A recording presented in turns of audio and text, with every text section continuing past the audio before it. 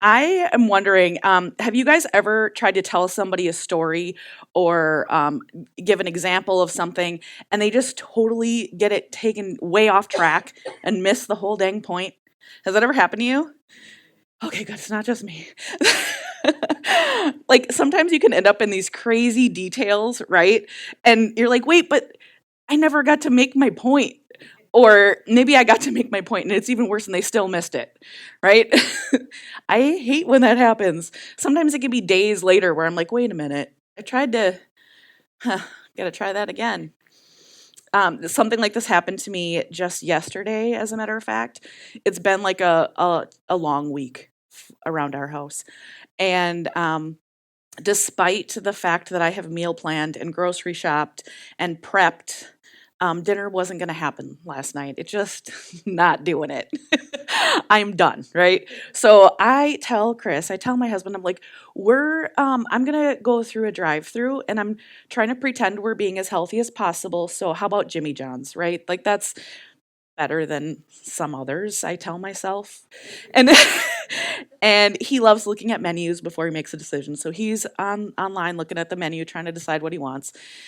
And in the meanwhile, I remembered that way back a million years ago, they used to have bread, like actual bread to make sandwiches and then subs, right? So I just start talking and I say, hey, do you remember when they used to have bread instead of just the subs? And he's like, oh, yeah, they do sell their bread. Did you want to just get some bread and then you could stop at the store and get the supplies for sandwiches and we could make them? And I'm, no, what are you not understanding? But I'm not making dinner. I'm not even going in the store. I'm going a little bit further so I can go to the drive-through so I don't have to get out of my pajama bottoms. Like, what? You are missing the point. Thankfully, in that scenario, I talked long enough to undo the bread damage I had done. But sometimes, it can get crazy. And I think this is kind of the thing that happens a lot of times when we look at our Bible, specifically the beginning of Genesis, right? In Genesis 1. If you're unfamiliar with Genesis 1, it's the very, very beginning of the Bible, and it addresses all of the beginnings, right? The beginning of all things, creation, and the beginning of the universe, the beginning of life on earth. And this one is a tough one for me, right? Because if you know me at all, you know that I love facts. I love research. I love when I can confirm biblical accounts with history and facts. And no one was there to witness the beginning of time. And at a glance, it appears that the biblical account of creation conflicts with scientific evidence. And I don't love that at all. Yet here we are. Stephen was nice enough to assign me this chapter and then not be here. So here we are talking about creation. Yay, us. People have really strong opinions about this too, right? People get in very serious arguments. They stop talking to people that they know and love over this. And I think we could spend an eternity trying to figure out all of the questions that pop up about the Bible and science. And do they conflict? Can they coexist? If I believe that the Bible does, if I believe the Bible, does that mean I'm ignoring science? And if I believe what science says, does that mean that I don't believe the Word of God? And could they possibly somehow both be right? We can get so laser focused on the details that we miss the entire point. So I want to have us focus for a little bit about why this is in our Bibles, right? What is the point of Genesis? What should we be taking away from this controversial topic? We can know that the purpose of the book of Genesis is to trace back the beginnings of history, right? The whole Old Testament documents the history of the Hebrew people. It relates the promises that God made to Abraham. It records the supernatural beginning of their nation with the birth of Isaac. It chronicles their history as they went through Egypt. The scriptures record miraculous delivery from Egypt. several hundred years later it took, right? But then their journey through to the promised land. And I imagine that at some point people started asking questions, right? They just naturally come up for us. They want to know, where did their nation come from? What exactly were these promises that were made to Abraham? Where did they live? What was the nation's special relationship to God? Where did the patriarchs come from? Where did humanity originate? How did the universe begin? Where did animal and plant life come from? Did God create the universe for a purpose?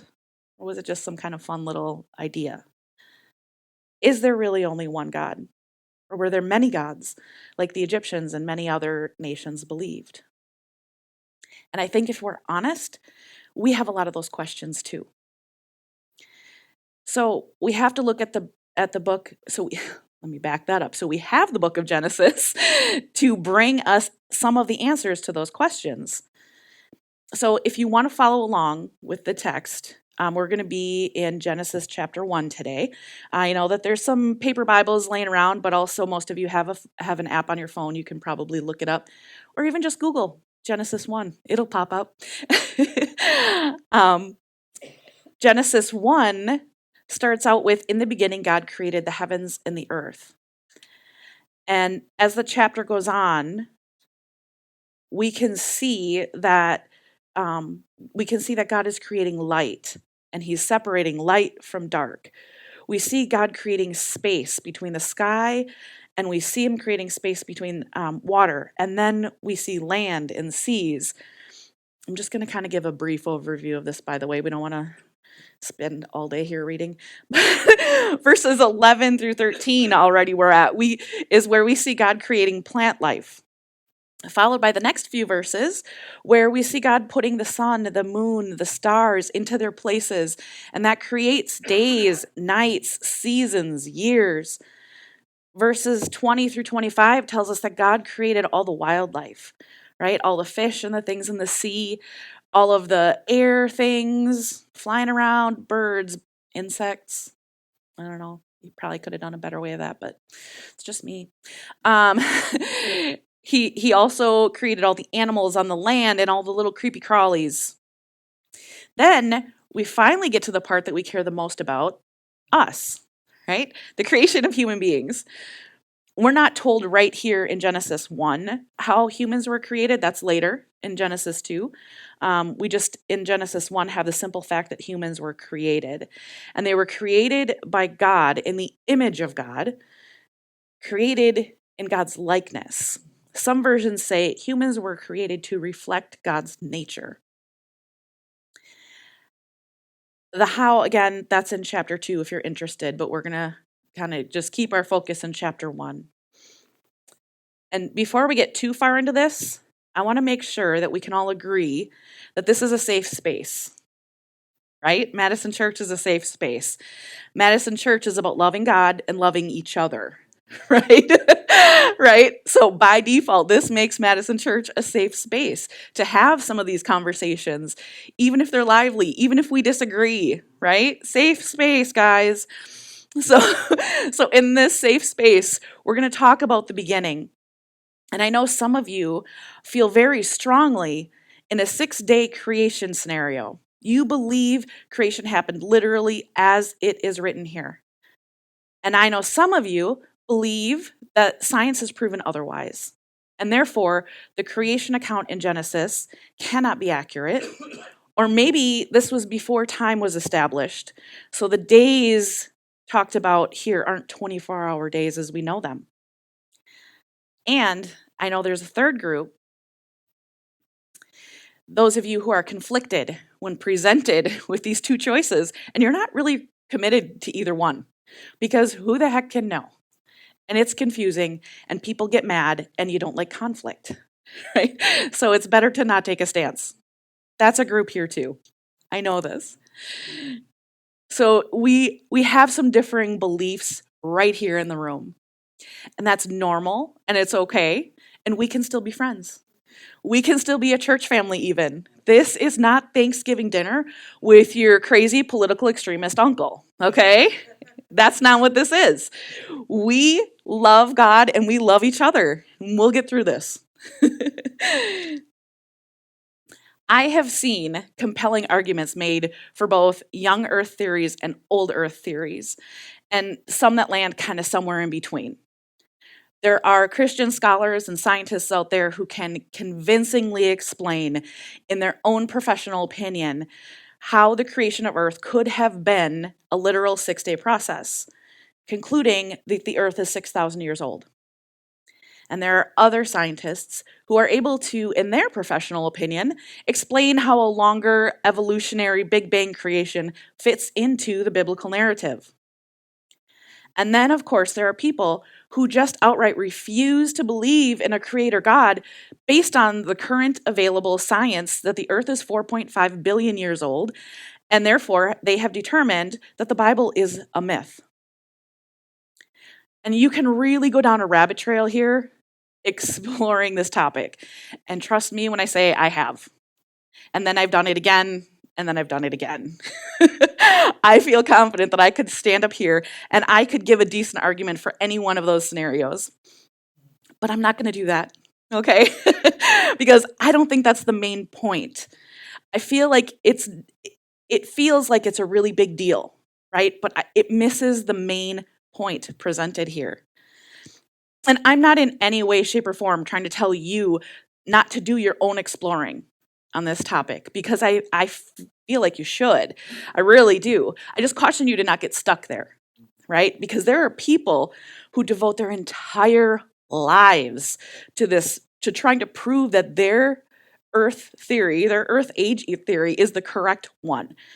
And they spend time picking apart other theories, and honestly, sometimes they get downright mean with the people with opposing views.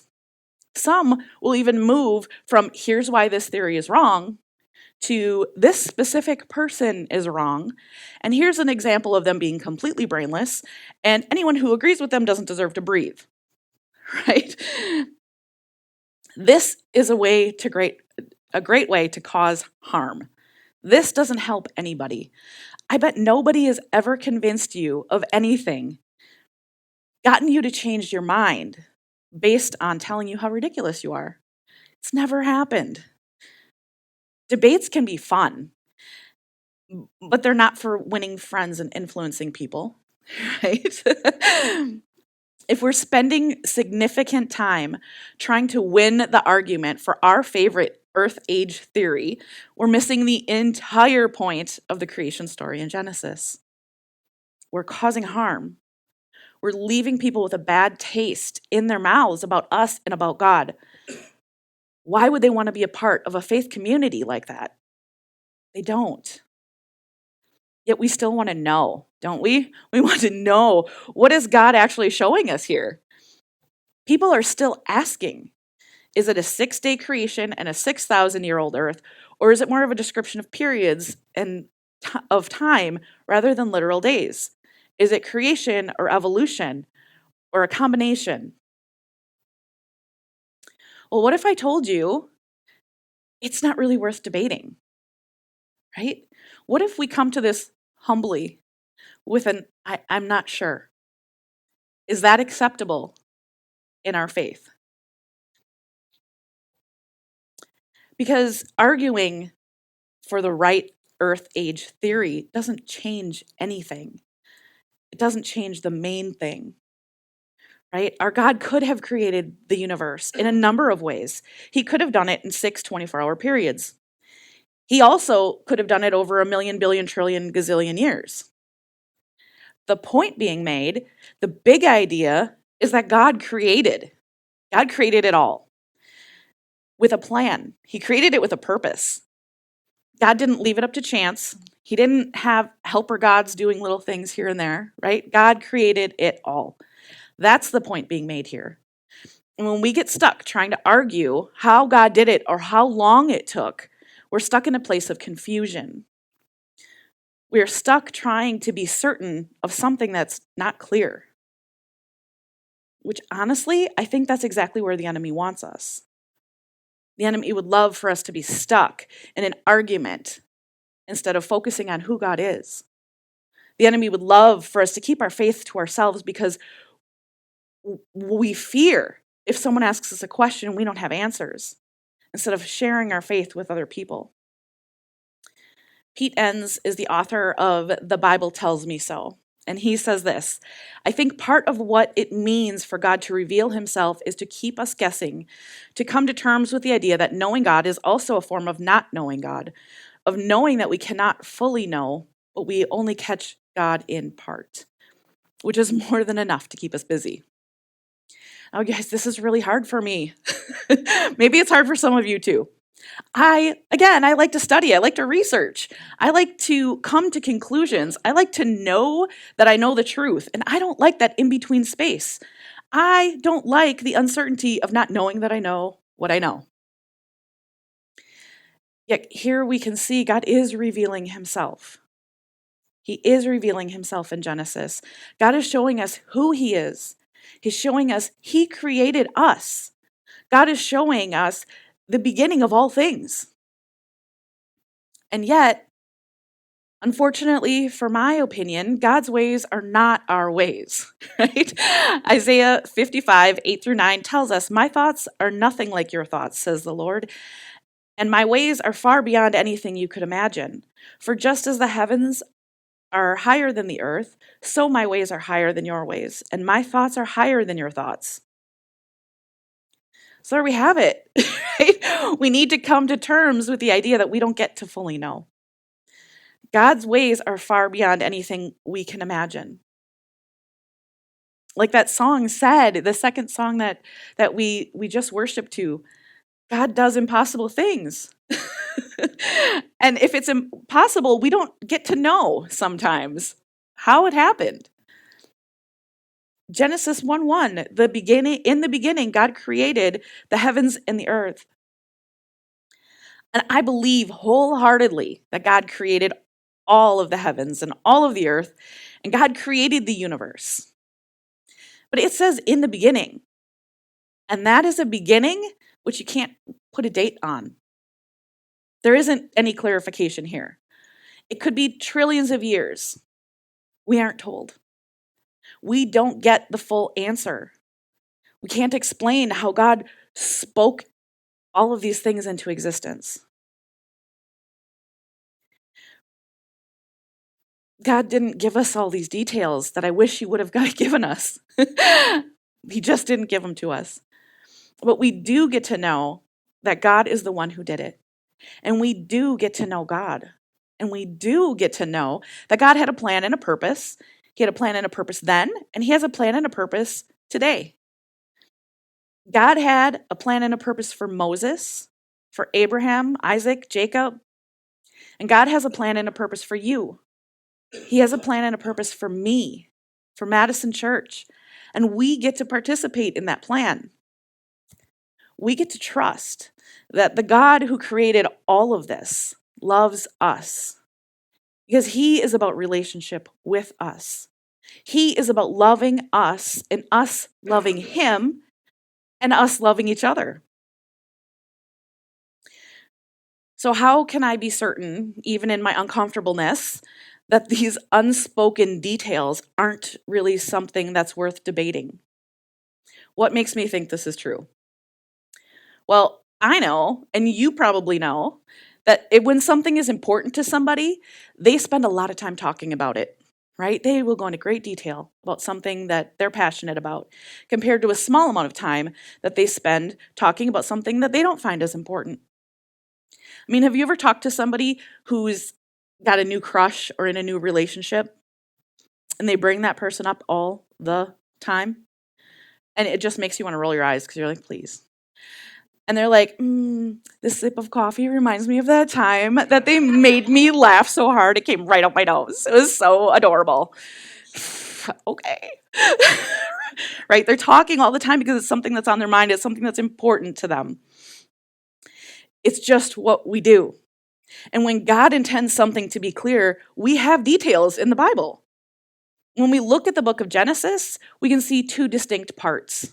We can see the first 11 chapters covers a minimum time span of 2,000 years. It could be more, again. But It's minimum 2,000 years. The second section of the 39 chapters covers only 350 years. In fact, if you look at the beginning, or starting at chapter 12 in Genesis, running the rest of the way through the Bible. So if you're looking at the book, chapter 11 this much, rest of the Bible this much, right? There's 2,000 years in the first 11 chapters, and then 2,000 years in the rest of the whole dang Bible. Okay? so something should suggest to us that this part wasn't the important thing. The timeline wasn't important to him. For us to know anyway. It should suggest to us, it should resonate in our hearts and minds that God has given us this for a purpose, right? But he also had a purpose in keeping it short.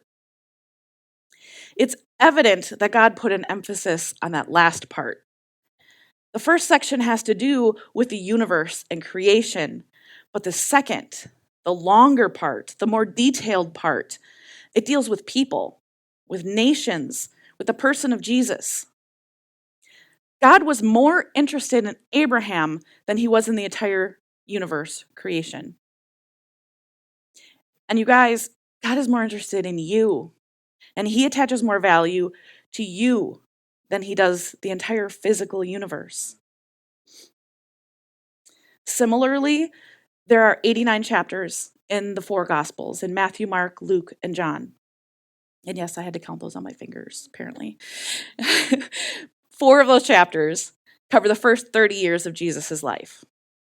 85 chapters cover the last 3 years, right? So we can see where we're going. Those last 3 years are really important. But 27 of those cover the last 8 days. So where is God placing the emphasis? I'm pretty sure we can all agree the emphasis is on that last part, the last 8 days, those last 27 chapters. It's the part about the death, burial, and resurrection of Jesus, the big, important part of the gospel, right? God gave us the gospels so that we can know that Jesus died for us, for our sins, and was raised for our forgiveness and for our salvation. That's the big idea. That's the all-important truth. That's the point. So I'd like to suggest to you that this first part of Genesis is merely an introduction to the Bible. It's a very brief overview of creation, and we kind of need to look at it that way. This doesn't mean that we should ignore those first 11 chapters. I mean, this is where we find the beginning, the source, the birth of all things. Genesis leads us to a better understanding of the rest of the Bible. But let's not get hung up on creating details when there aren't any. Their details were never intended to be inserted or even understood. They're not the point.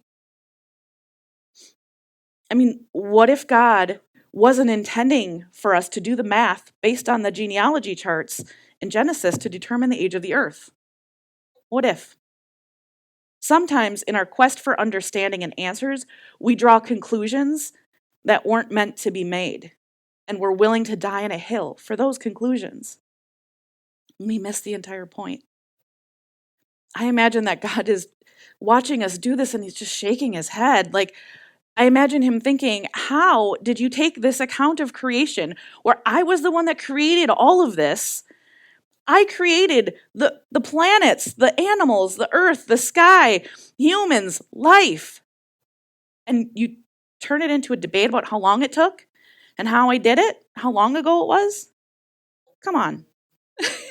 He's got to shake his head at that. Does it really matter if the earth and the universe were created 6,000 years ago or 5 billion years ago? Does it change anything? I mean, God has eternity behind him. He's been busy, right? He didn't tell us a whole lot here. We can all agree to accept the biblical creation story takes faith, right? It takes faith to read this and say, okay, it says here that God did this, so he did. But can we also agree that accepting the science of the Big Bang Theory and evolution take faith too. Faith in the process of the mathematicians, the calculations, the extrapolations that they found using methods that most of us don't understand fully and can't necessarily perform ourselves. And we're forced to take the word of others and trust what they have determined to be truth. Yet we've all seen science change now and then, right? Every once in a while it happens. I was reading a TED Ed post on the topic by Lisa Labreco, and she said this: "We weren't handed a universal instruction manual. Instead, we continually propose, challenge, revise, or even replace our scientific ideas as a work in progress. Laws usually resist change, since they wouldn't have been adopted if they didn't fit the data, though we occasionally revise laws in the face of new, unexpected information." And that's how it should be, right? Right? If a long-held belief is proven to be faulty, we should absolutely revise it. We should revisit that. I'm not saying it's wrong to do that. I'm just saying it takes faith once again to now believe the new theories and the new laws, the new truth. Recently, the James Webb Space Telescope has provided information and images that challenge some of the long-held theories about how the universe has evolved. And scientists are saying that we're going to need something new about the galaxy formation. And there are some theories floating around that possibly the universe was expanding faster than they had previously thought. And that might require some new forces, some new particles. So there are unanswered questions here too. Just like there are unanswered questions with the biblical account of creation found in Genesis. It takes faith to believe that either or both are true. Even science can't tell us how something can be made out of nothing. Even the Big Bang Theory consists of the idea that the universe expanded from this minuscule, dense collection of energy and matter that already somehow existed. It doesn't tell us where that energy and material came from, right? And science can't explain how a collection of matter and energy came to life. And it cannot account for the gap between life and humanity, a self-conscious human with free will. Aside from when and how, I think a more important question we can be asking is why? Why did God create the universe? Why did God create the earth? Why did he create humans? We're a mess. Why would he do that? Right? We love to argue about extra biblical things, but this legalism causes division, and it's way more harmful than whether we're right or wrong. We can have robust, fun debates about these and other biblical things as long as we don't forget the main points, right? We should be making sure we understand what the original authors wanted us to understand and be okay with the unknown, as difficult as that may be for us. We should be striving to follow the example Jesus gave us and put love first in all things. When ideas or what we believe about God become more important than people, we are missing the point.